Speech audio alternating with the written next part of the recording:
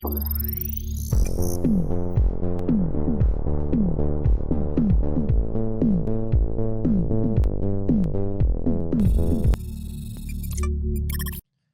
good morning. Oh, good morning, BBs. It's too early. It sure is. Welcome to the first, best, and only morning show in existence. I'm Anthony Carboni. And I'm Saige Ryan. And you know, Saige, you know I sleep with my mouth covered in tape. I do know that you sleep with your mouth covered in tape. If people don't know, I sleep with my mouth covered in tape. We've talked about it on the show. Stops me from snoring, apparently. Makes me breathe better, I guess. I don't know. But, Saige, due to the air quality of California and the world as a whole. Very bad. Very bad. I also am using a new nose spray. The new nose spray is called Bai Yanling. Okay. It's this herbal nose spray that was recommended to me by a friend. And let me tell you something. It works. Clears out your nose. You're breathing beautifully. Here's the problem, Saige. What is it?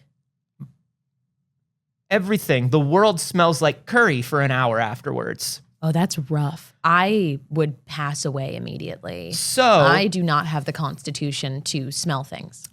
So now I sleep with my mouth taped shut and the world smelling of curry. That's how I sleep. Nah, man. That's Not it. for one single night could I bear it. My human life.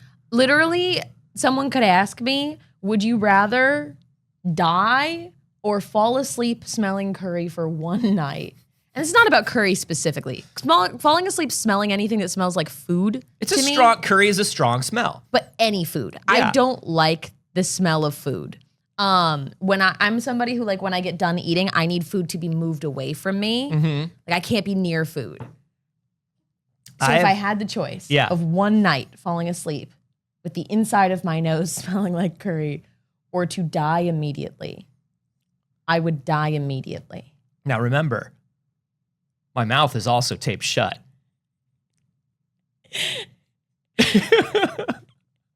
And that's how my life works. Wow. I have been told that depending on when I have put the nose spray in my nose, that kissing me also tastes like curry. So I'm a cool person now living a cool life. Oh, no. Just to be able to breathe. Oh, no. Yeah. Oh, no. Yeah. Everyone worries about their morning breath, but like yours that's genuine. I've got nothing to worry about. I know what my morning breath is. It's curry. I don't think that's nothing to worry about. I don't worry about it because it's not an unknown anymore. I simply know what my morning breath is. I simply know there are no surprises. You cannot take me by surprise. I don't have to wake up and go, oh no. Let me run to the bathroom and brush my teeth before they wake up. No, it's curry. I know that. So you don't go run to the bathroom and brush the curry smell out? Listen, if you don't love me at my curry, I don't. Then you don't get to have me at my mouth taped shut. Oh. There's no kissing me in the morning anyway. You just leave it taped? What, up to breakfast? Right up to breakfast. Right up to breakfast. And if I skip breakfast and I got to go straight into work, sometimes I just keep it taped. Okay. Here is where you work. I know. Have you ever noticed me come in looking like a mummy, smelling like curry? I was always wondering why you did that. Yeah. I have seen you do it, but I just never asked. Let me just tell you something. Don't have a human form. Oh. Okay. Simply don't. I think that's very good advice. Be incorporeal. Be a being of light if you can. Because I got to tell you, this meat bag ain't it. No. It ain't it. But the meat bags are looking great today. Got some new cameras in the studio. Got everything set up so nice. We're still dialing everything in, but so do keep that in mind. Let us know, are you noticing some more beautiful skin tones? Are you noticing some more beautiful colors? What about the sharpness? Should be pretty sharp. What about our cute little outfits? I don't know if it's perfectly sharp, actually. I don't know if I focused it very well, but you may. I tried. That's cool. I have a nice background's looking real crisp. I told you. I was. Should I just take a look? I didn't think you were gonna say the camera part because I was like, it doesn't look that great. Should I just take a look? And then you were like, it's so sharp, and I was like, why would you say that? Because I mean, that's the point of it. But but it's not. Let's see. Do we have the focus speaking turned on? Mm-mm. Yeah, why don't you just do that, huh? Oh yeah, we're focused to the background for sure. Yeah, I know. That's why I wasn't gonna point it out, Anthony. I was gonna get up and fix it at some point, but then you were like, look how in focus it is. There you go. Hey, good to see you, sharply. I have a quick nice story for you, Anthony. Sharp focus, starting sharply at 9. Yeah. Oh God, go back too sharp. I can't handle it. No, now you must look us in the eyes. You must look at our beauty and our themed outfits for Barbie Media We're Comfortable Promoting Week. As the strikes continue, it doesn't mean that we can't celebrate things like dolls. That's right. We're channeling all of our excitement into something. Again, the SAG strike, the writer's strike, both are happening right now, the SAG and the WGA. And it is not a boycott on movies. They still are encouraging people to not cancel their streaming subscriptions, continue to see movies, continue to support the creations of these creatives so that when they come back into negotiations, they have the opportunity to say, look how fucking important we are. But we aren't doing things like promotional about any of those things as well. We're not promoting struck work. Hey, if you want to help out people that are striking, go to entertainmentcommunity.org and look into the Entertainment Community Fund for people who are currently and for the foreseeable future potentially out of work and see how you can help.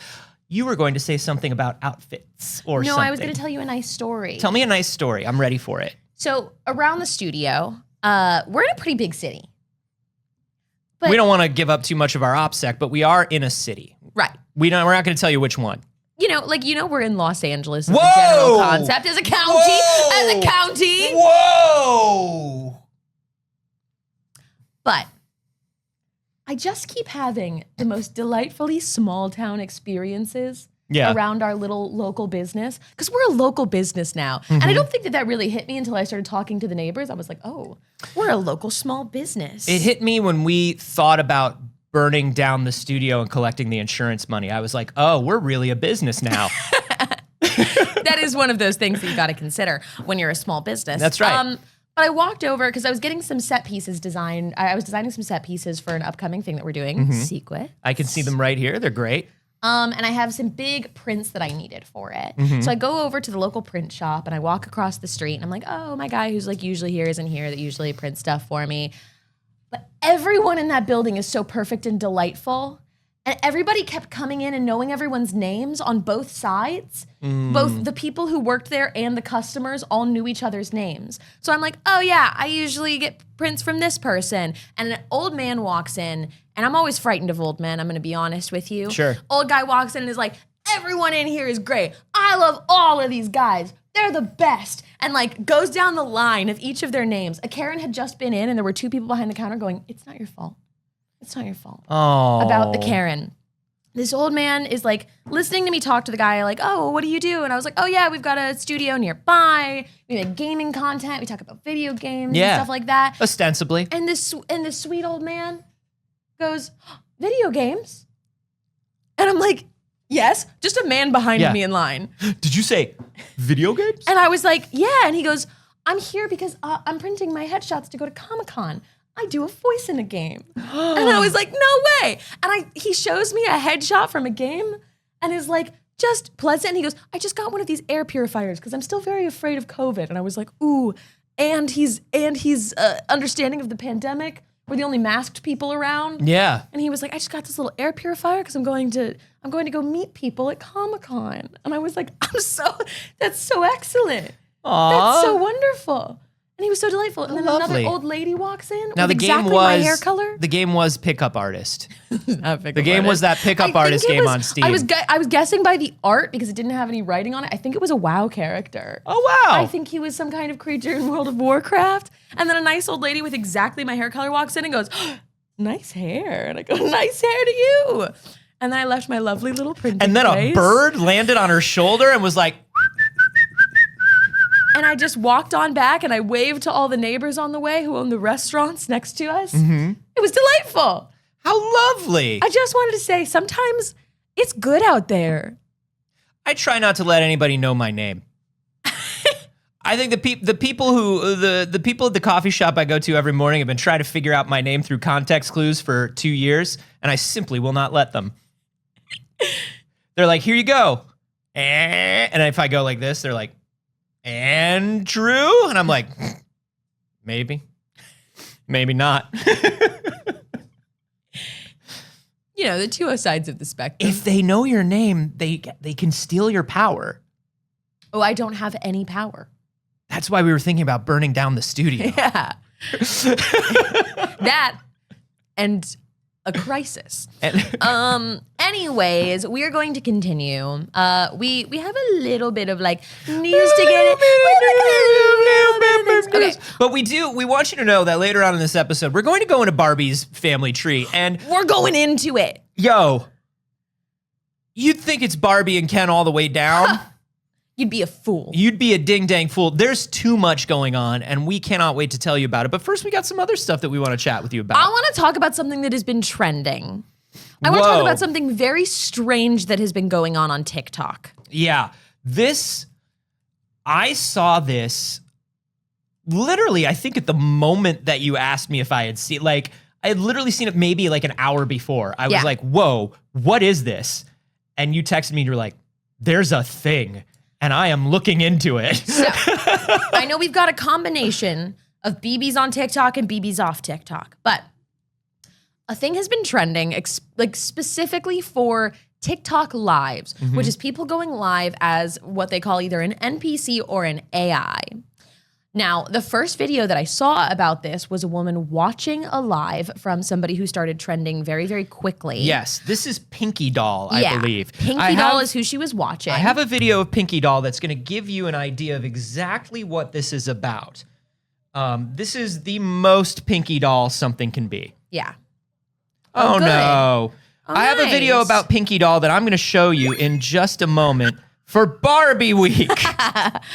I mean, everybody be cool. Look, Pinky Doll is giving Barbie. Pinky Doll is giving Barbie. Okay, so let me tell you about it. Essentially, people go live and they wait for people to give them gifts and they respond as if they are an NPC. We got it. Here's an example. Maybe. Yes, popcorn. Yeah. Yes, popcorn. Ice cream so good. Yeah. Bang gang, but amazing. So to give money to people on TikTok, you give these little gifts. Things like cowboy hats or lollipops or flames. And they're all worth a different amount of money. And what these NPC TikTokers are doing is basically reacting as though you're giving them each item by saying the exact, like they were NPCs. So you give them a lollipop, it's like, lollipop. It's very strange. And here's the thing. So it started with her. It actually, I believe, started initially in Japan. I believe there was a few Japanese TikTok creators that were doing so, according to various reference points. But Pinky Doll blew it up. And then there were people who were finding out based on the calculations. They were watching the lives and being like, she's making like $1,000 a stream. Yeah. So some people estimated $700 a stream. Some people estimated $3,000 to $5,000 at a stream for like only a few hours of acting like an NPC or what they're calling AI. Grumpy Steen said, "Why do I feel like this is some sort of weird fetish thing that I don't quite understand?" Because it is. Because it probably is. It definitely is initially. Yeah. However, there are so many people doing it now that my entire feed, and I know I've clicked on a few, so it's going to show me more of them, but my entire feed, every three videos is one of these now. This is the new hack, the new quick buck hack. Yes. Basically, because half the people are doing it because they think it's adorable or they're fetishizing these creators. The other half are doing it as a goof. It's not even just a goof. There is an experience, especially on TikTok, of wanting to be in on the meta.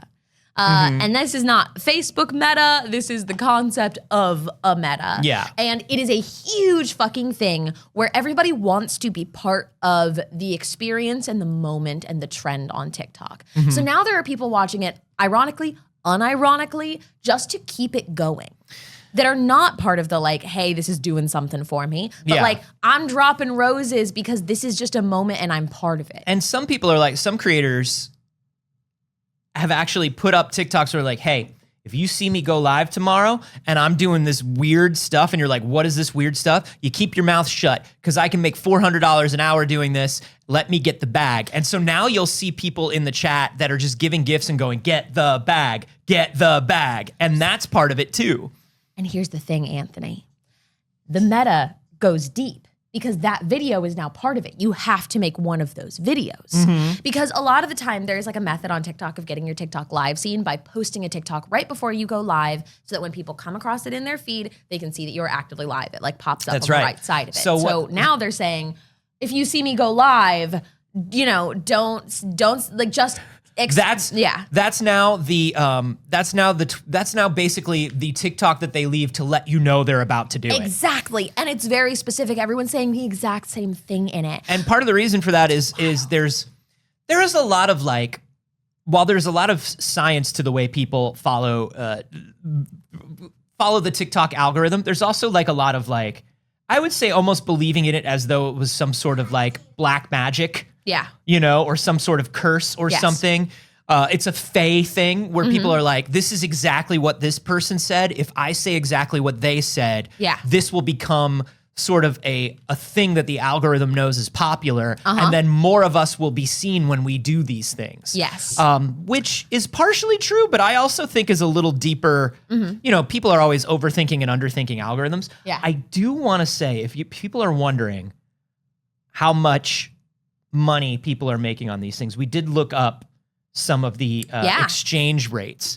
Now, these are your equivalents almost of bits, but bits are consistently 1 cent approximately per bit on Twitch. Here's the way range. Yeah, so here's the way that TikTok works. TikTok works and you buy these gifts, whether they're roses or anything up to a lion was the most expensive one, but now there are more expensive ones. And the deal is you pay whatever you pay to buy these things, anywhere from $0.015 up to like literally $1,000, $10,000 for some of these. Then the person that you give the gifts to exchanges those gifts for diamonds. Diamonds are worth half the value of a gift. So if you have a $10,000 gift, you exchange it for $5,000 worth of diamonds, and then you cash out your diamonds via PayPal or whatever. And that's how TikTok takes their 50% revenue split. 50%. Here's your reminder that Twitch also does. Yeah. These are big revenue splits. So basically, let's talk about what some of these things are worth. If you look at this screenshot here and you look at like the lion is 29,999 coins, which makes it $400. If you see someone give an ice cream is 5 coins, that's basically like a penny, a nickel, something like that. These things, when people, the thing is they're not worth a ton of money, but when people are like, I'm going to give you 10 ice cream cones because I want to see you do the weird lick thing 10 times. For whatever reason, I want to see it. Could be any reason. That adds up. That adds up to the point where like even huge creators cannot ignore how much money this is worth. Yeah. For instance, I'm not going to be able to listen to it here, but Trisha Paytas. Who's surprised, right? Can skip ahead into this where you actually get into the live here. Yeah. So she's getting roses from people and she's like, oh, Rose, thank you. Probably hear on the microphones.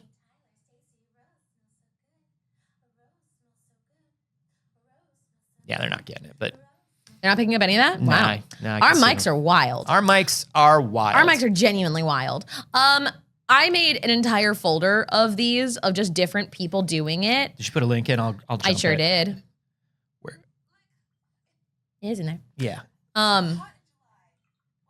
Oh, this one, that's one of my favorites. This one came up a lot. This is somebody who has like a concept to theirs. They're like calling it like the healing temple. They say healer NPC ASMR stream. Which one is it? Let me see. Right here. Okay. Yeah. What I love is hers is themed after basically like an RPG. Yeah. And so, come on, baby. It's so hot in July.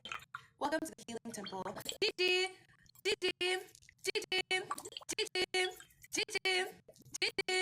Let's go to where you can see the gifts. Welcome to the healing temple. Slime. Slate, warrior.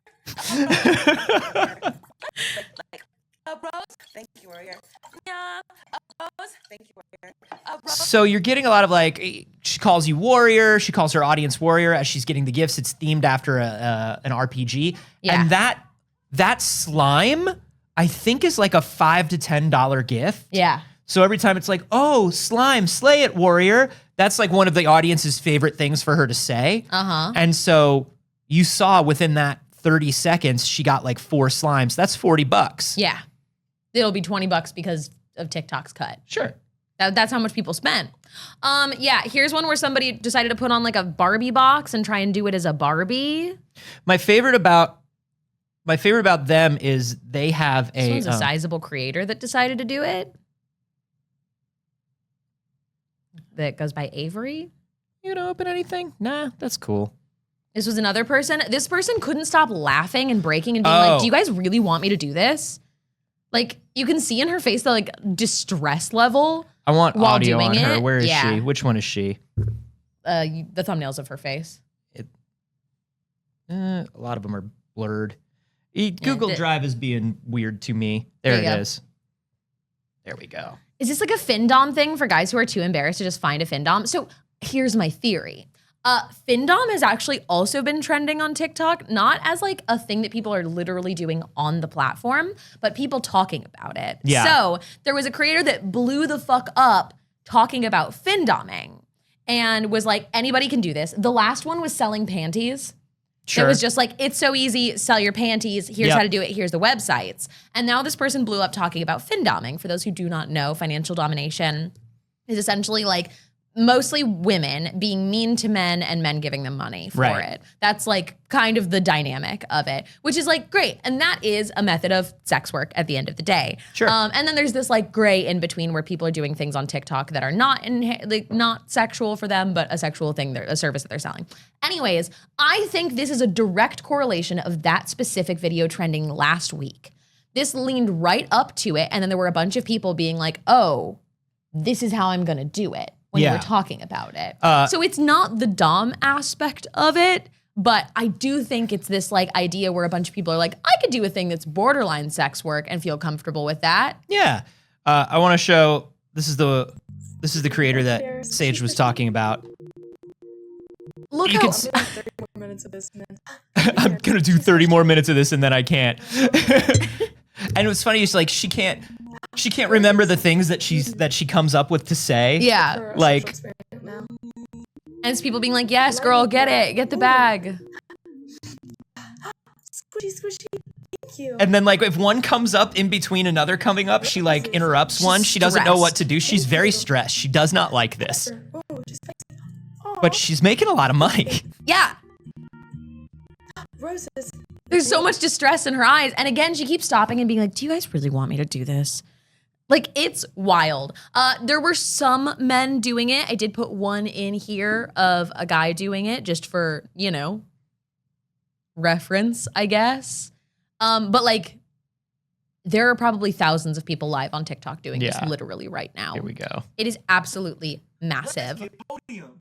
Let's get podium. Keep liking alive. Keep liking alive. Keep liking alive.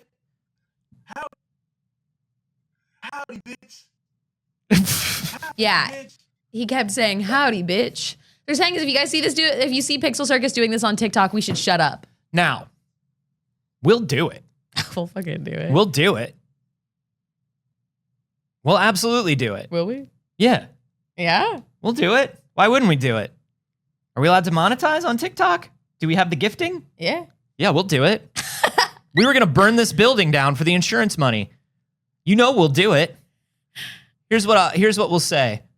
Here's what we'll say. If we hit our monthly goal, this is how we're going to double do it. If we hit our monthly goal, Uh-huh. Saige and I will jump on TikTok and we will do an NPC stream. A full one. Not today. A full one. Well, no, I mean, like, look, if we hit that goal today, we'll talk about it, but like, we'll talk about like doing it today. We'll try to figure it out. You just got to go to therapy and I'm going to need it real bad if we have to do this. Yeah. But if we hit that goal, yeah, we'll absolutely do one.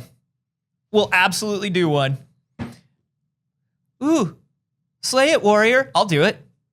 I've been practicing my NPC idling since like video games went 3D. Look at this. Look at me. Why are your eyes like that? I'm an NPC. Okay. They'll animate as soon as I get a gift. See, watch. If I get a gift, thank you. Don't give it up for free. That's just a little bit. That's just a little bit. Anyways, That's this is just a little very bit of the strange thing toesies. that's happening, and I love internet phenomenons. I love these things that will be absolutely forgotten within a month. That were the biggest thing in the fucking world for 28 seconds. Where a bunch of random people on TikTok were like, I made $1,200. Infinite Corpse says a way that I've never seen an NPC idle. I need you to go back to the early PS2 days, my friend. PS2 characters definitely did idle. Dude, in a Square game, a character would be standing, like in a Final Fantasy, a character would be standing and it would just be like, yeah. This is really just, wavy. This is just Yuna standing in Final Fantasy X. Real wavy. The Yuna running is like hands at chest though. Well, yeah, because look. A lot of them stand like this. They do stand like this, and also it's gotta be on frame, baby. Yeah. She's got orbs to ponder. Yeah. I'm not gonna give away too much of it. I'll say Yeah. we'll do one. Oh my God. We'll do one. Now listen. That's not all we have to talk about today. No, there's other things. I found a story that I found absolutely fascinating. I don't know. I was just a little beyond, in terms of age, I was a little beyond SpongeBob. I've seen a couple episodes. When I think of the guy who created SpongeBob, I think of Rocko's Modern Life. I am the SpongeBob generation. Yeah, I was a Rocko's kid, and then by the time SpongeBob came along, I was just a little too old. I'm certainly aware of SpongeBob. I'm aware of the memes, but SpongeBob's a big deal. SpongeBob is a huge deal, and SpongeBob has been a big part of my week, so I'm glad this came up. On Monday, I was telling you guys about the weird SpongeBob docuseries that I had watched. I just bought that SpongeBob board game. Yeah. I'm the obsessed. biggest SpongeBob kid. I'm obsessed with the Waiting in the Wings documentary about the SpongeBob musical. Like, have you ever watched that? Yeah. It's a very good musical. It's a good musical. And when you watch the story of the creators and who they got to do it, it was wild. Yeah. And it was a bunch of these huge Broadway creators that were just betting against themselves in their careers, really. Yeah. When you hear all of them sign on for it, they were just this I thought was the dumbest idea in the world. Mm-hmm. Thank you, Warrior.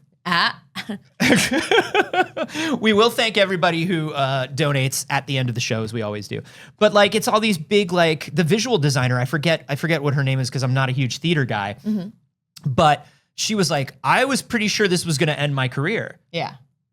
And then she was actually, and then I read the book for it, and I was this is the best musical I've ever read in my life. No, people love it. People love it. And we're not talking about the SpongeBob AI live streams, but I have seen those. People are doing AI episodes of SpongeBob and airing them on TikTok, and it's real I was wild. obsessed with the AI Seinfeld on Twitch until the AI turned weirdly racist. Oh, I didn't see that. If you leave AI running too long, it will always become racist because it's trained by humans. And there was a Twitch channel that was just live 3D animated SpongeBob or Seinfeld. So, but we're not talking about all that stuff. What we're talking about is streaming. You can watch all the SpongeBob now if I wanted to, and Saige has tried to get me to a couple times, and I will. I promise I will, because it's your favorite show, so I should watch it. Just try to get me to sit down and watch all the SpongeBob. Yeah. I say the first 3 seasons. I'm not going to sit and do it by myself. I'll watch it with you. Yeah, that's what I'm saying. Yeah. Whenever we get together and watch it, I'll watch it. Okay. But I'm not going to sit at home. If I'm sitting at home in front of the TV, I'm not going to put on SpongeBob. Very fair. But there's a big episode of SpongeBob.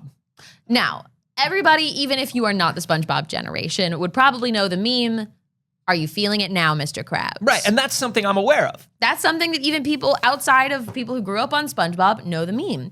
That is from an episode called Midlife Crustacean. It is about SpongeBob's boss going through a midlife crisis and hanging out with him and Patrick.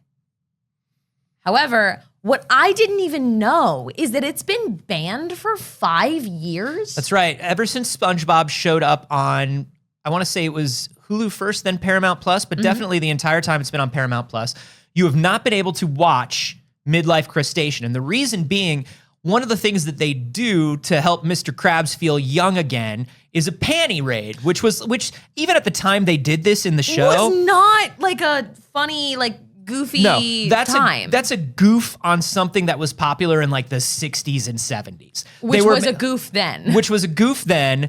And then actually my father nearly got expelled from college for doing a panty raid. You really? Yeah. Never heard of someone actually doing it. Yeah. But that's the thing is they happened like back in the 60s and then they've been a joke in media ever since. And so it was SpongeBob making a joke about this joke. So in it, they sneak in to somebody's window into their house and they open up. First he goes, they're like, hey man, I don't think we want to hang out with you anymore. And he's like, oh yeah? Then I guess you're gonna miss the panty raid. And they're like, the what? And he takes these people who are definitely like kid coded. Mm-hmm. You know what I mean? Like SpongeBob and Patrick are very like kid coded. Like they're old enough to work, but also they act like children. Yeah, it's giving 16-year-olds, you know. Yeah. A 16-year-old's working at a burger joint. Yeah. Takes them in, climbs up the side of someone's house into their bedroom, opens up the drawer and is like, oh shit, pulls out a pair of women's underwear. Surprise. It's Mr. Krabs' mom's house that he somehow didn't realize he had broken into. So he stole his mom's panties. And so this is the big joke. And because of this, people think that because of this, the episode has been banned for the last 5 years. It is genuinely fucked. It shouldn't be in an episode of children's television. I will say it's weird as shit. But here's the other thing. Counterpoint, I disagree. Really? Yeah, I think it's okay. Because it's not the episode. Because it's not sexualizing the thing of the panty raid from what it sounds like. It sounds like it's just like no, it is. It is? It is. It sounds like it's just like we're gonna go do this, like, oh, you're not supposed to do this. No, I'm gonna be honest. Yeah. It's like it's pretty bad. Is it really? It's like pretty bad. Oh, okay. Like it's giving I'm rolling with the boys to the strip club tonight to Oh. like recapture my youth. Well then no. Like it's actually like everybody in the chat right now. Well then no. Yeah, it's the way like, SpongeBob and Patrick say it, it's 100%. It's very implied. Okay. It's like Blade of Creation is it one of those things that adults will get and kids won't get? I remember being a kid being like, that's kind of weird. Yeah. I don't think I like that. Yeah, because when I think about like children's shows and things that have to do with underwear, like Salute Your Shorts. Where It's like not you steal, like that. Where it's Yeah, like yeah. you steal underwear and it's like underwear is weird and funny because you're not supposed to see it's it. not like that. It's specifically about it being women's underwear too. Okay. Then I retract it. But it's been gone for 5 years. Oh wait, are we about to see a clip? Yeah, let's just watch it. I'm gonna put it in here. Okay. Yeah, there you go. You have to click it because sound. Yeah. We're gonna watch a second of it. We're gonna watch a little bit of it. I just think Anthony should experience this. Look, it's fine. It's only Viacom. Viacom's never had a problem with you showing their copywritten stuff on the internet. It's just Viacom. All right. So listen. We're panty professionals. Again, they're breaking and entering into a woman's house. Right.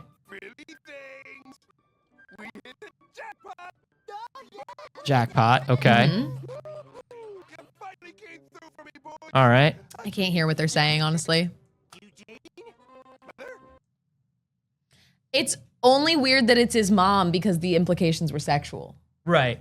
It's only weird that it's his mom and they're only like, oh my God, oh no. See, because I thought It's it could my have. I mom's thought it could have underwear. very, very easily just been like, it's weird to see your mom's underwear, or it's like you shouldn't be taking things from your mom. Like I know that lead up segment too, I wish was in it. It's bad. Yeah. It's real bad. No, now that I see it, I'm like, okay. Now, Again, I grew up on this episode. It's one of the most iconic episodes of SpongeBob, most quoted episodes of SpongeBob. now it's weird. Does this go on the list of banned media to you because of it? No, I'm team, they shouldn't have put it in a kids show, not like it needs to be banned. I'm like, ooh, that was weird of you guys to put in the kids show. Right. Because I think it's one of those things where, number one, anything that Joe Murray and the rest of those creators like put their hands on was always trying to toe the line between kids and adults.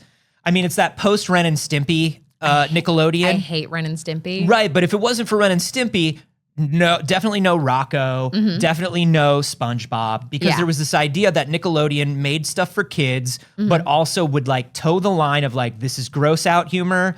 This is humor for adults. Yeah. Like there's stuff that you're going to laugh at that your kid's not going to laugh at. Yeah. Or stuff that you're going to understand that your kid isn't. And I don't know. I just think in a world where like Disney Plus has like the weird racist cartoons with a warning in the beginning that's like, hey, this is weird and racist. But still here. Still here. The world's gotten better, and we'd like to think we've gotten better too. Pay your workers. In a world where that stuff is happening, I don't know if that gag needs to be banned from streaming. I don't think it needs to be banned from streaming, but I do think we should probably not put things like that in children's shows. So basically, sure, and I don't think they would anymore. So there are story elements that were determined not to be kid appropriate. It was been taken out of the rotation, but it was put back in like a couple days ago, and then the SpongeBob community like was going nuts. They were like, "Oh shit, midlife crustacean's back! It's no longer banned. We have legal access to this. Yeah, you know, we can watch the entire show again the way it was meant to be seen." And then Paramount immediately was like, due to a technical error, the episode was inadvertently posted for a brief period on Paramount Plus, on Amazon Prime Video, and not on the Paramount Plus service. It has since been removed. Thank you very much.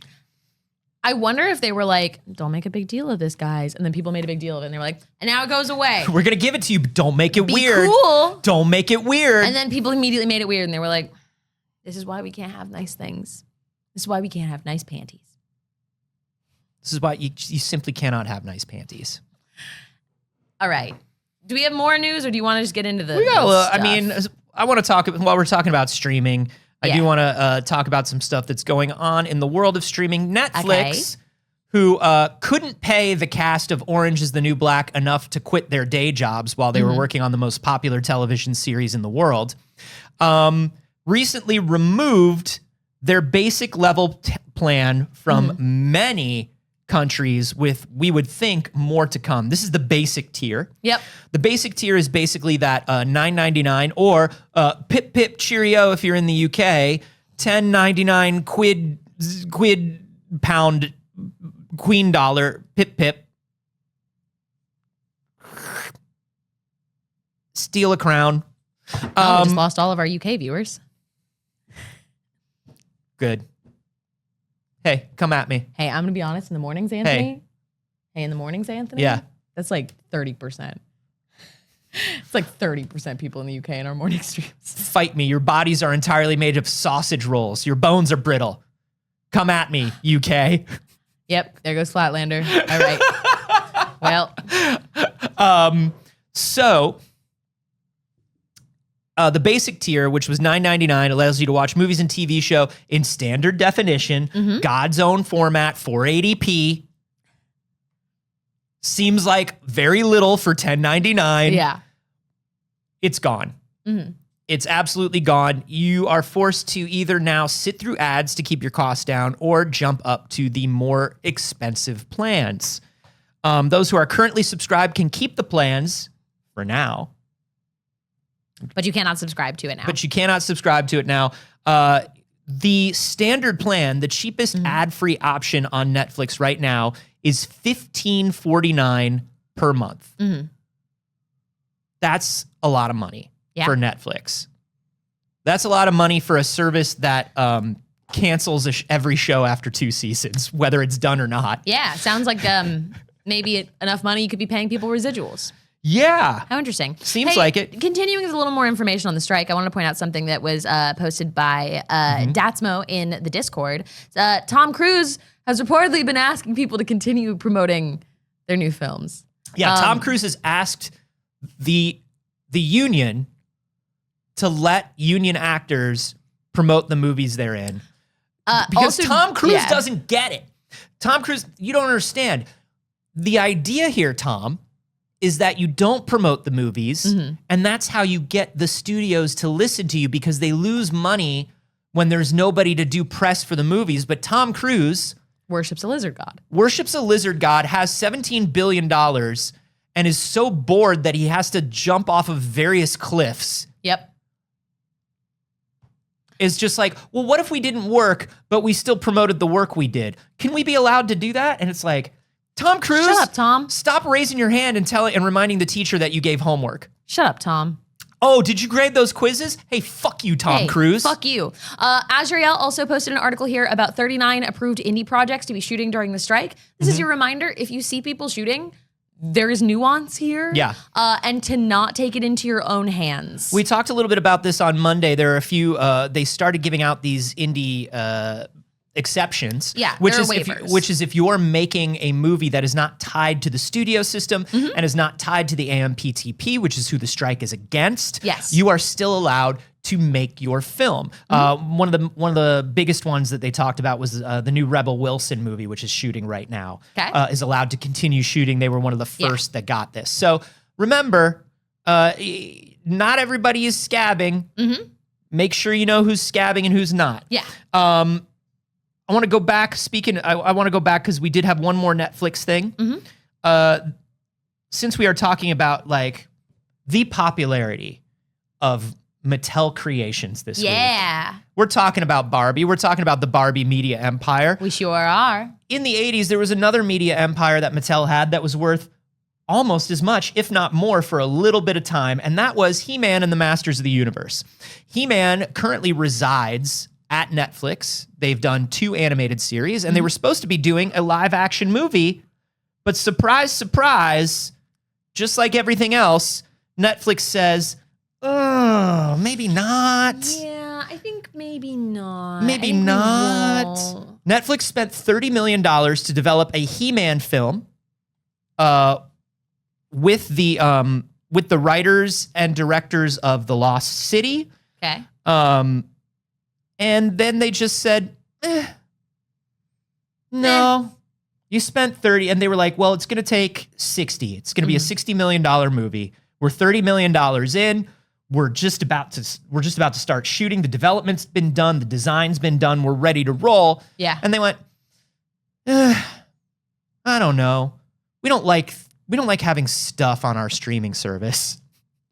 We hate when you stream stuff. So, so they threw it away. Now, it does thankfully the rights revert to the production company in this case. And so Mattel is looking for another place to produce it. But here's what's going on. We're in the middle of a WGA and a SAG strike. You're not going to do that right now. They can't do it now because they didn't start shooting. So everybody they cast can't be in it right now. And this could be one of those things where it's just missed its window and $30 million just disappears. I'm curious to see. I bet that it happens somewhere. If Mattel is shopping it, I bet someone makes it, but I think it's going to be a few years. I think it's too. just going to be a massive delay in it that'll most likely mean a changeover in cast. Yeah, I think we're going to see a changeover in cast, maybe even depending on how much these directors love the project. They either signed onto it or because they love He-Man and they wanted to do a He-Man movie, or they were doing something as a Netflix development deal. Yeah, this is their next big project after The Lost City and they thought it would be cool and fun, but they may move on to something else. So, and if that happens, baby, they start writing it from scratch. It all starts over again. Yeah. Years down the line. That's what I see happening. And that's such a shame because She-Ra made Netflix so much money and became a cultural moment. It's so good. It was so good.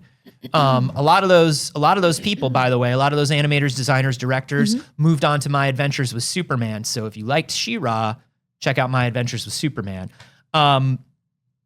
But yeah, it's weird because they want these things. They're paying so much money for these things. They paid for those Roald Dahl, for the entire Roald Dahl, like, oeuvre, everything he ever wrote. And then they canceled like 40% of the projects that they had. Yeah. Before even the strikes. They were just like, yeah, we own every Roald Dahl thing. We don't want it.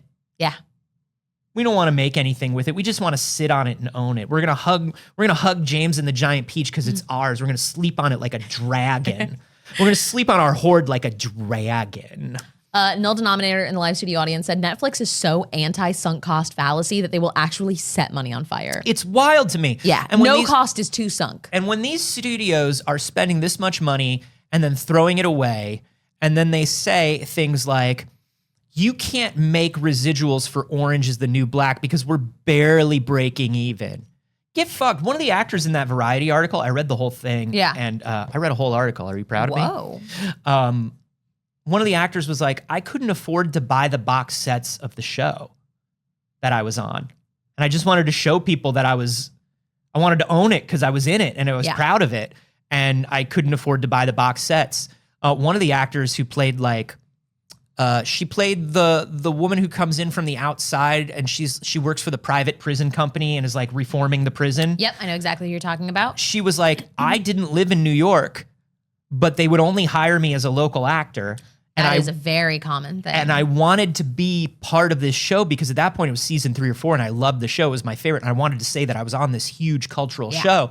It could be life-changing for your career. It cost me money to be on the show. Yeah. Because she had to fly into New York and then stay. You know, sometimes she could stay with friends. Sometimes she had to get an Airbnb. Yep. She was like, it cost me money to be on the show. So that's actually a ridiculously common thing. And usually when actors are trying to get agents, a lot of the time they'll say, where can you work as a local hire? A local hire is like a specific term, meaning they do not have to pay for your transport or room and board in a city. So if you're like, all right, I've got an aunt in Brooklyn. I've got a cousin in New Mexico. Then you can work as a local hire in those. And you have to be away from home. You have to be continuing to pay your bills at home. And you're most likely living in one of these big hub cities that's expensive to live in. But you are more likely to get hired to work as a local hire. And agents will pressure you to do so. Agents will pressure you to figure it out or lie and say you can be a local hire there. Lie and say you have someplace, even if you are booking. And then an it's up to you to figure it out. Yeah. Because you wanted to take the gig. And remember, that agent's going to take their 15% off the top before you even pay those Airbnbs. Correct. Or anything. Yeah. And a lot of things that people don't know about working on these shows. Like I have friends that work on big network shows and they work on them, you know, for multiple seasons. I have a friend that has to live in New Mexico for half the year because she works on a network show. She pays for that. Yeah. The studio doesn't pay for that. She finds an apartment, rents an apartment on a 6-month lease, buys a bunch of cheap furniture off Craigslist or from a thrift shop. Yep. And then when she's done with the season, because you don't know if the show's going to get picked up again, you sell that furniture again or you donate it back to the Goodwill and you either break your lease because you couldn't find a 6-month lease. Yep. Or your lease ends and you go home. And this is not just a Netflix thing, to be clear. No, like, this I want is to the say entire entertainment industry. You said that's network a network television Right. series. That's one of the big 4 networks. So that's kind of like, and I mean, like, look, just pay people. The strike makes sense. Just fucking pay people. What else? What else is going on? Why, it's Barbie Media We're Comfortable Promoting Week. I think it's time. I stayed up far too late last night on this deep dive, and I want to make sure that I get to info dump about it. That's right. I looked into this as well. We want to talk about Barbie's family and friends. We want to talk about the extensive Barbie universe of characters. Now, you know a lot of the basics, most likely, of Barbie, or you might just know your Barbie, your Ken. You might know a Barbie, Ken, and a Midge. I was familiar as a kid. I knew Barbie, Ken, and Skipper. Okay. Because my little sister, she loved having a Skipper doll because Skipper looked more like her age. Yeah. And so she loved having both. So when I was a kid, Skipper was out and Kelly was in as a younger sibling. There were a bunch of different iterations of Kelly. But I think we should just really, truly get into it. First and foremost, Barbie has a full name. Did you know this? OSCAR. Did you know this? Barbie has a full name. Barbara Millicent Roberts, or Barbie for short. It was named after her daughter, who was actually named Barbie. Ken is Kenneth Sean Carson.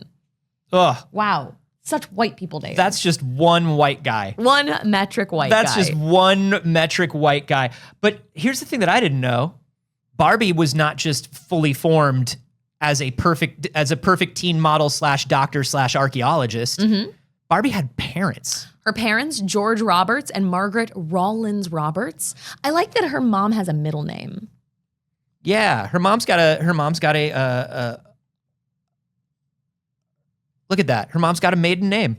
Oh, is that her maiden name? Yeah. Not her middle name? Yeah. That makes sense. She was a Rollins before she was a Roberts. And Okay, I want to understood. here's what I want to say about Barbie's parents, if we may. Yeah.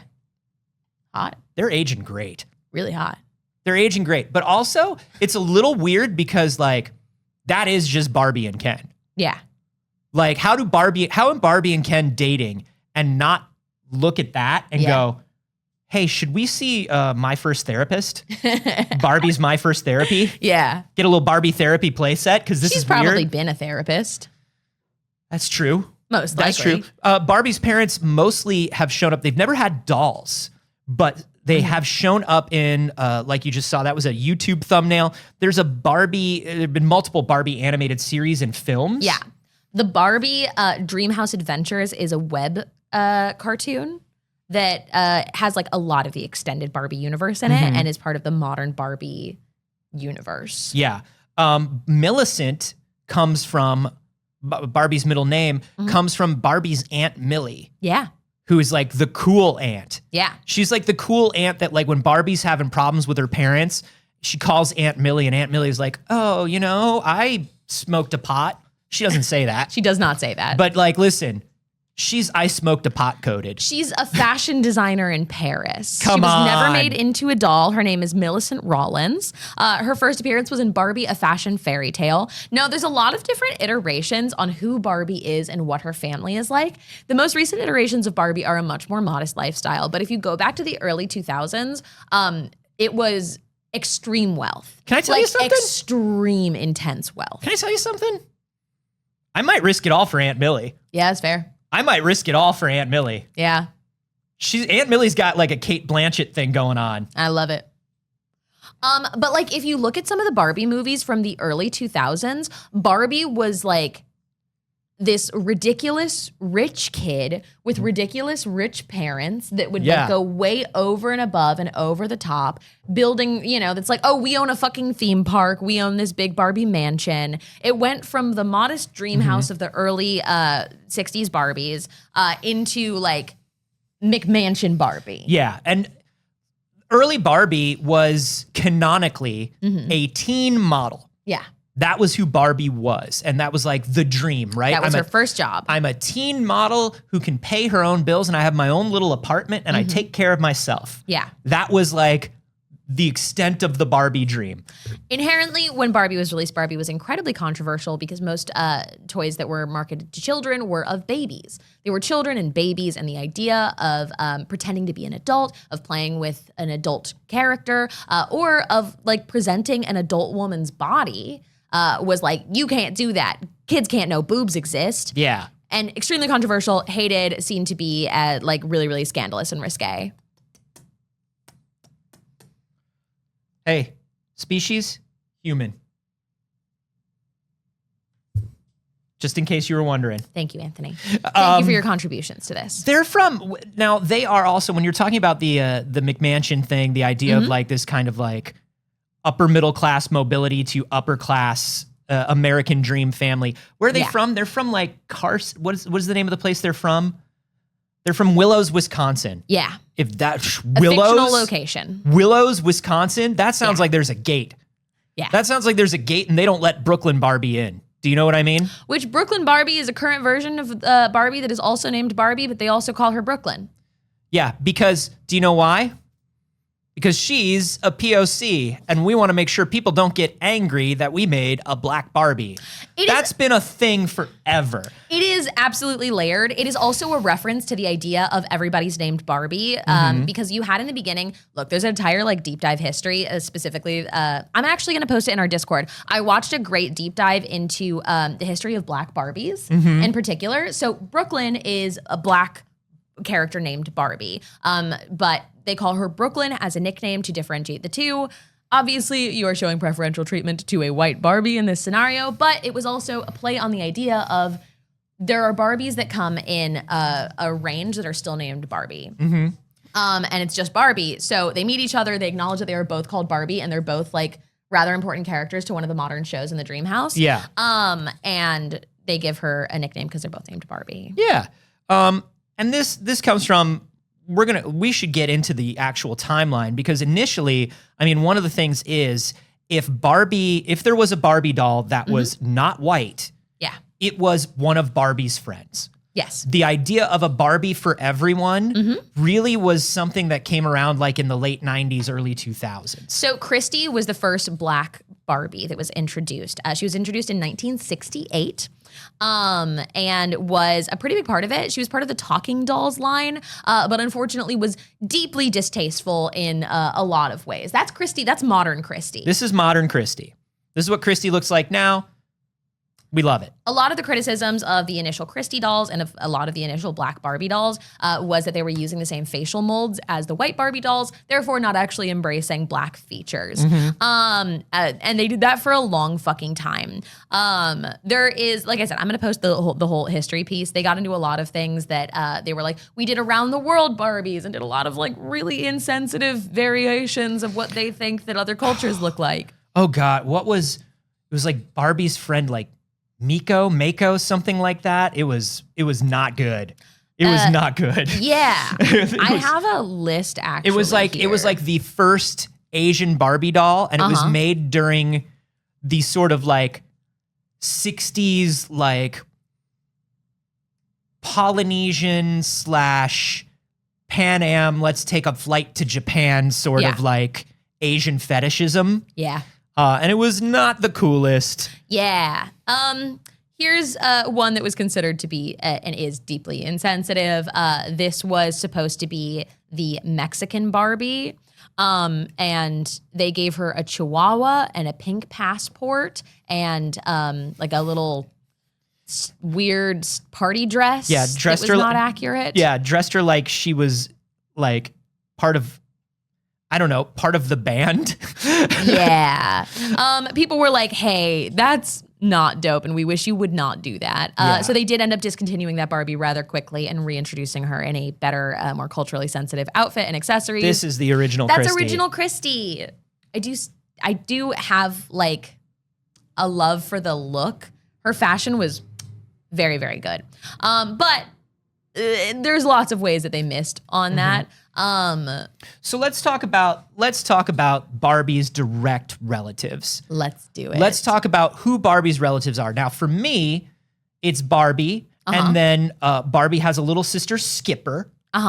But Skipper has come and gone many times over the years. Yes. And Barbie has a lot of siblings. Barbie has a lot of siblings. Now, these are both a family and friends tree, and this is like an older one here, but you can see if you go all the way back to her family here, you have cousins, you have siblings. So something that I think is interesting, you've got Skipper as the first sister there, and then right next to her, you've got Jazzy, who's the cousin. Yeah. But then you've got Francie, who's the cousin. Now, something that's interesting, Francie is canonically Barbie's cousin. She was introduced as Barbie's cousin, but she was also available as a POC doll. Yes. And so that means canonically. No, actually. But here's the thing. It specifically actually does not, unfortunately. But that's what you would think it means. You would think so. Now, Francie was introduced as Barbie's modern cousin. They were embracing the idea of mod fashion that was really, really trendy in the mid to late 60s. Twiggy. And they were very afraid of putting that on Barbie. They were afraid Barbie had a very classic late 50s look, even though she was introduced in like 60. She had a very 50s aesthetic of this like housewife looking woman. And they had already gone through controversy of Barbie looking too old, Barbie seeming too old, that's why they introduced Skipper to begin with. Yeah. Is because they introduced Skipper and Midge to deflect from the fact that Barbie seemed so old. And it's like, no, look, kids. And so Francie, like they didn't want Barbie, like when you think mod, you think Barbie's living in an apartment by herself in New York and she's smoking the reefer and she's like, who knows what kind of thing she's doing. Francie was embracing mod fashion, looked a little bit different, was her cousin. And when they referred to the white Francie doll, they referred to her as Barbie's cousin Francie. And unfortunately, when they introduced the black version of Francie, they no longer called her cousin. You had such an opportunity here to not be terrible, and they simply refused. You will find along this timeline, most of the time, these dolls are introduced as a way for Mattel to be like, it's cool, we're still cool. Don't worry, old people and conservatives, we're still cool. Midge, that's the whole reason Midge exists. Midge is Barbie's friend, and the whole reason she exists is because it's like, hey, Barbie looks too old and she's working and she's doing all these things, and I don't want my kids thinking about that. It's also very complicated because when you get into the nuance of like the setting of the 1960s, Mattel was creating more diverse dolls than most lines of dolls were. Barbie but herself. they were doing so insensitively in many ways. Yeah. So it's that like, it's that back and forth of acknowledging like, hey, in the 1960s, nobody was doing this. And hey, why weren't they doing this and why didn't you do it better? Yeah. It's all of it. So Yeah. we're continuing down the line of the family tree though. In 1966, the same year that Francie was introduced, my personal favorite characters were introduced, Tootie and Todd. Tootie and Todd. Tootie and Todd are Barbie's twin little brother and sisters. And they were part of the bendable posable line where they have elbows and knees. They can do this. It was a big deal. Alan and Midge, I think, did it as well when they were injured. But here's the thing. If you're looking at Tootie and Todd and you're saying, what's wrong with these kids? Look at the brows on these kids.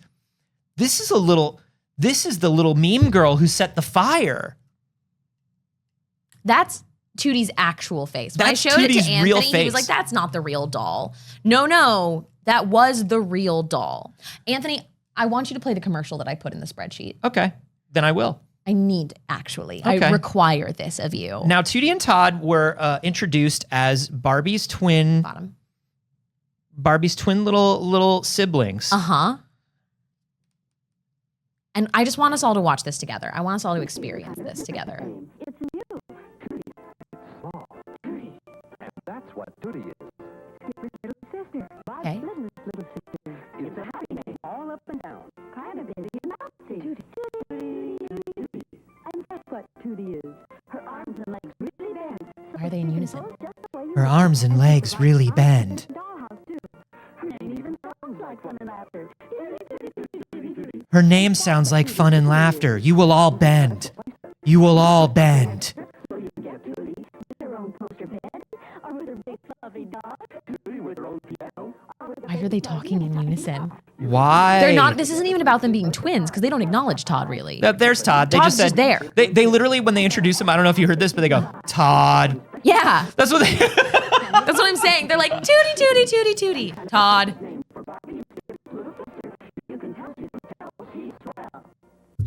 You can tell she's Mattel because she's swell was a very classic Mattel tagline that I do have great love for. Tootie. Todd. I don't understand what happened here. Now, they were discontinued after some time, both Tootie and Todd. Tootie remained in the line a little bit longer than Todd did. Yeah. Because we did see Tootie pop back up at some point when Midge and Alan got married. Right. But here's the thing. Tootie disappears. Uh-huh. Todd, all of a sudden, is not Barbie's little brother anymore. Pops back up. Todd pops up, is Midge's brother? Becomes Midge's brother. Do they acknowledge that specifically it's her brother? We just know that he's the ring bearer in their wedding and that He's either Kelly is the flower girl. So Yeah. Kelly is Barbie's other little sister that gets Right. introduced later. But so Todd is either Midge's little brother or Alan's little brother. But no longer part of Barbie's family. No longer one of the Carsons, disappears, reappears as part of a completely different fucking family. Now, again, they don't even talk about it. They just say it's Kelly and Todd. Kelly, at this point, is Barbie's little sister. This is Midge and Alan. There's Ken as the best man. There's Barbie as the maid of honor. Cool fact, the only reason they brought Alan back, well, they wanted to marry Midge because Midge, there was some confusion about whether Midge was an unwed teen mother. And so they had to marry Midge to somebody. They brought back Alan, who had not been around since the 1960s. And the only reason they did it is because they were working on a new head mold for Ken. Yep. And they wanted to test it out. And so Alan's face and head after that doll just becomes Ken's face and head. Yes, it does, and it's a little freaky. It's a little freaky. This is the one that we were referencing. Happy Family Midge, there were 2 iterations of. There was one where she was just pregnant and one where you could remove the belly and there was a literal tiny baby inside. She had a magnet. And it was tucked in there. It was a magnetic belly. Uh-huh. And you pulled it off, you pulled the baby out, and then you could set the magnetic belly aside and she wasn't pregnant anymore. And also apparently had a wonderful personal trainer. Because the moment that kid is out, she is back in shape. Which was extremely controversial at the time. What's interesting is Mattel talked about it, and I see where they're coming from on this. They were like, well, a pregnant Barbie makes sense. They were like, look, the way that they went about it, horrifying. Yeah. Horrifying. But they were like, oh, we wanted the idea of like, if kids, because they were like, well, why do kids need to play with pregnancy? And they were like, well, if a kid has a sibling on the way. Yeah. If their parent is pregnant and they have the idea of, yes, they're going to have a younger sibling, they can play in that. And parents could play with that with their kids. And also, have you ever met a kid? They're obsessed. Once they figure out that babies are a thing, they're obsessed with it. They're obsessed with the process. They're obsessed with the whole thing. And kids want to play at anything adults do. So why wouldn't they want a pregnant? It's weird. And of course, they couldn't make Barbie pregnant. So they had to, once again, bring in our problematic Queen Midge. Midge was Barbie's first friend introduced in the early 60s. So they were like, we can do anything with Midge. But hey, even we've forgotten why we started talking about this. Where the fuck is Tootie? You bring Todd back. Todd's in a new family. Where's Tootie? Tootie. Where? You made such a big deal of how bendable she was. Her name sounds like laughter. Tootie, tootie, tootie, tootie. That's what I sound like when I laugh. Her name sounds like laughter, and we will never laugh again. Where the fuck is Tootie? It's a great question.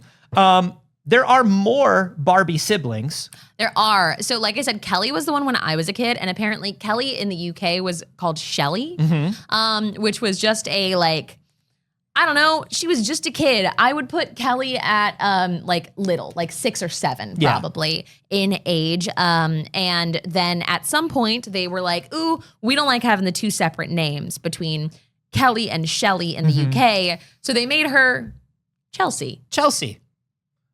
But so now you've got this kid Chelsea, but what does that mean? That means you've got the name Kelly free again. Well, so you got to introduce another Kelly. Well, and Chelsea was already in use because Chelsea was one of Jazzy's friends. Who the fuck is Jazzy, you might be saying? Jazzy was the other cousin from 1989. She was like their jazzercise cousin. Yeah. She was like when aerobics Cool was really 80s cousin. popular. Yeah. Jazzy had a friend that was just called Dude. You know. He was just called Dude. And look at him. He had Such frosted tips. Yeah. You can literally like look at all of this. Isn't this wild? These are dude. Barbie's friends. Now, Barbie's friends, I want to talk about. So you've the 60s friends, fine, whatever. I want to talk about the 80s friends who are predominantly from Barbie and the Rockers. Because I love them. You've got Diva, Dee Dee, Whitney, Miko, the aforementioned Miko. Not cool. Bopsy. Yeah, Bopsy. I love it. Belinda, Becky, Teresa. These were all part of Barbie's band, the Rockers. But not Dude. You'd think a guy named Dude would be in the band. Dude's not in the band. Dude's not in the band. He's not invited. And then you've got like the other ones, the male friends. You've got Alan down here, of course. You've got Brad, Curtis, Todd, Derek, and Steven, which all had much more unique face molds than the women did. I think Derek's just Dude. Can we? Derek, I agree. I think Derek is just Dude. I think Derek is Dude. But look at that Todd face mold. Yeah. But that also, Todd face mold, I think they pulled from like another Mattel thing. I think that's like a 12-inch G.I. Joe. But also, he's also named Todd, just like Tootie and Todd. Right. Todd Why is there another Todd? Todd exists at this time. This is 1983. He's Tracy's fiance? Yeah. Who he's the fuck engaged is to Tracy at this point? Who is Tracy at this point? So Tracy's up here, who was discontinued in 1984. She didn't even make it to the Rockers? But here's the thing. Todd was introduced in 1983. Then Todd and Tracy both get discontinued in 1984. Can I tell you what I think? I think they eloped and they had to run away from Willows, Wyoming. I think they had to get out of that town. I think if you never see a Barbie character again, it's because they left to have a much more fulfilling life. Yeah, I think that's probably it. Outside of the conservative box of Willows, Wyoming. Now, Skipper had a lot of friends down here that are also very interesting, including Scooter and Fluff. Right, Fluff and Tiff. If I remember correctly, Fluff and Tiff were sisters, or they came together in a pack. But here's the thing that's wild. When you look at all this, when you look at all of these dolls, you'll see that they all have just like a date where they stop, or they were only around for a year. The rockers only existed for like a year. Yeah. Here's the thing. All of these dolls, all of them, disappear in 2015. Just about every single doll in the line goes away. These friends, these family members, all of this shit, they disappear. They get discontinued. Where do they go? That's fucking wild to me. And then new ones pop up, and these new dolls, they're just called like Team Skipper. Yep. They don't have names. Barbie Fashionista. Barbie works in a fashion company with about 10 other people who don't have names. So they've stopped giving Barbies names, and I think they went under the idea of trying to create something where it's like, oh, well, you decide who this doll is. We're not going to keep doing this family tree. We're not going to keep doing this like web of friends and who's engaged to who or whatever. They were getting crushed under the weight of the Barbie canon. Is that what you're saying? Yeah, they were. It was an MCU situation where it was they just couldn't like handle it. It was too much. It was too much to manage. So most Barbies don't have names now other than just Barbie for the most part. And they are more named by like the thing that they're doing. So you'll have like mermaid lines and things like that. But Barbie does Sometimes the mermaids get names. Midge got a name as a mermaid. Shout out to our problematic queen Midge. You get a lot more information about the characters' names in the like animated content, but dolls don't really have names anymore. But she does still have a canonical family. Currently, Barbie's canonical family is Skipper, who is her like teen sister. Stacy, who was originally introduced as Kelly in the Wedding Day Midge set that we were just looking at, and they changed that over to Stacy. She's 11 now. And then we have Kelly/Chelsea. That is her youngest sister, approximately 6 years old, then later 7 years old. And all we know is she likes pink and has blue eyes like her older sister Barbie. No, this is crazy because Saige. She has her own series. Saige. Yes. Where's Tootie? We gave Todd to another family. Where is Tootie? That's what I've been wondering this entire time. Well, Anthony, we actually decided to reach out. We found some representation for Tootie, and we reached out to see if it was possible to get an interview to kind of just check in and see where she's at now. So we actually maybe can get an answer to those questions, but we got to take a quick BRB. Yeah, Saige has to go put money in the meter. I got to go check the meter.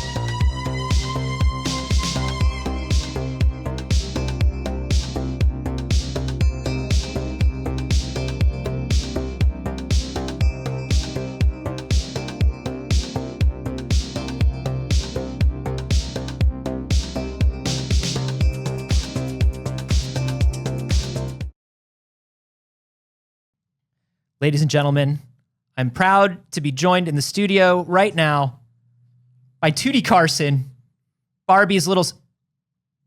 Tootie, what are you doing? Tootie, you want to... Hi. Do you want to come up here to the microphone, Tootie? Do you want to? Yeah, just come on. Yeah. No, you could, why don't you just move over so you're exactly in front of the microphone, Tootie? Why don't you just, there you go. Just a little space between you and me. Tootie Carson, it is. Tootie. Were you introducing yourself or were you laughing? My name does sound like laughter. Yes, that was the tagline for you back in the 60s. Have you heard many people laugh and it sounds like your name? I've never made anyone laugh before. Oh. Okay. Tootie. Oh, look, she's bendable. Tootie, you were introduced, of course, in the 60s, and you were an important part of Barbie's family. But then you disappeared. Where have you been, Tootie? Well, back in the 60s, I was the star. I had my own commercial. I had my own brother. Mm-hmm. Todd. I miss Todd. Todd is apparently, I think he's Midge's brother now. Our family trees are deeply intertwined. Okay, I'm going to stick a pin in that. Where have you been? Well, after the incident, I wasn't allowed to be in the house anymore. What incident would that be, Tootie? What happened? Well, I committed great acts of violence.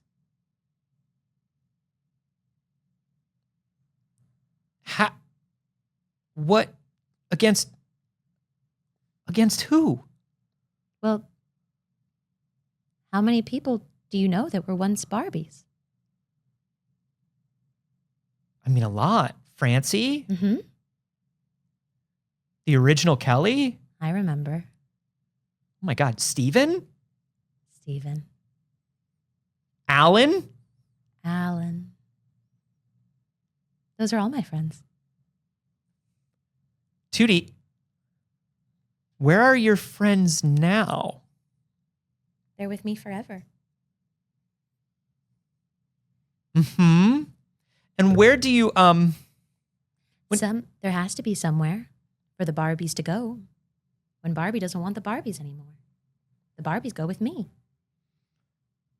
Tootie, how do you know when the Barbies aren't wanted anymore?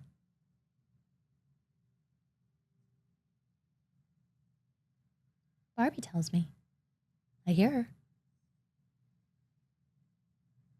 You hear Barbie Carson. Sometimes the people don't like what's happening with the Barbies. Sometimes the people get mad at the Barbies. People got mad at my Barbie. So when the people get mad at the Barbies come to me. Do the Barbies come to you, Tootie? Or do you go to the Barbies?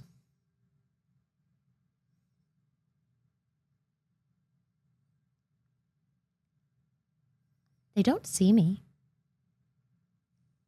Nobody sees Tootie anymore. Tootie, was Todd taken away? Or was he given away? Was he taken from you? Yes. I miss Todd. Todd's not with us. Did Todd help you with these things? Or did Todd try to warn people? Todd got to be in the wedding. That's true. I wasn't in the wedding.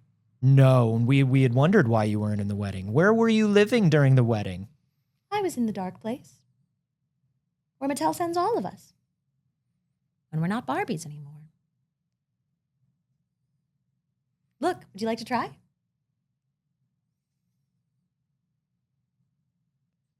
Ow! It hurts every time.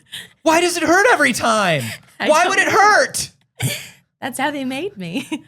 Tootie, tootie, tootie, tootie, tootie. I've noticed you only have one voice. Yes. How strange. What do you mean? Do you have multiple voices, Tootie? Most people that I hear do. They speak at the same time like twins. Oh. Are you okay? Do you hear the voices right now, Tootie? Sounds like Alan. Do you want to meet Alan? Oh, God. No, Tootie, I don't think it's time for me to meet Alan. Midge's baby is there. No, I don't think Midge's baby is there. Midge's baby is happy. Midge's baby is happy and living in Willows, Wyoming. Would you like to come to Willows? No, I'm good. Would you like to move my arm? I'm posable. I don't know if I should. I'm just gonna, you know what? It was lovely talking to you, Tootie, but I think maybe it's time to go. No, Tootie, no, that's too close. Tootie.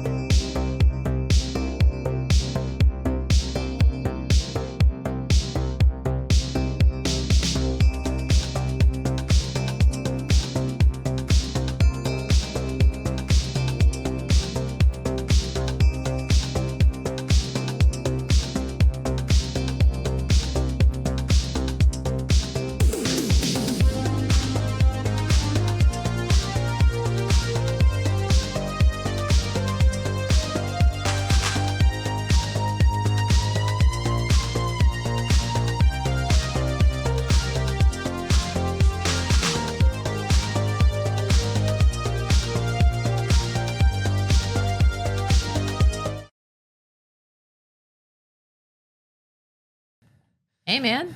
You good? I survived, and that's what's important. I'm gonna be okay now. She wasn't bendable, Saige. They said she was bendable. She wasn't bendable.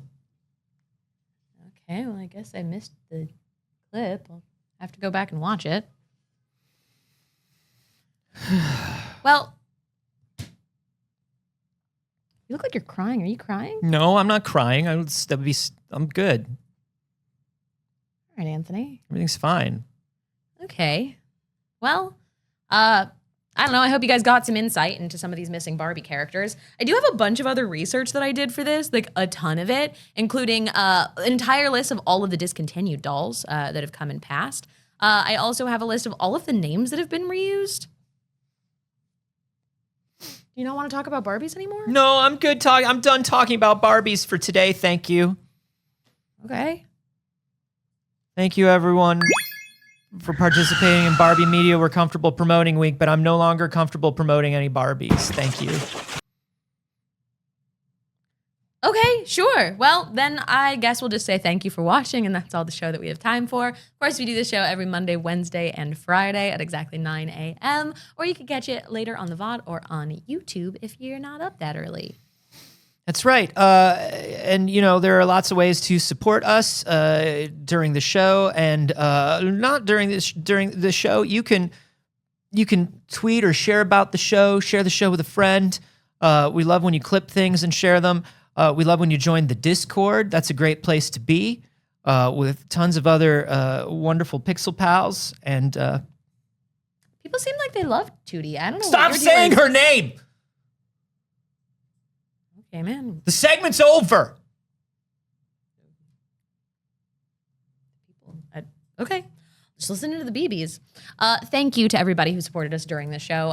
Anthony, where can people find you?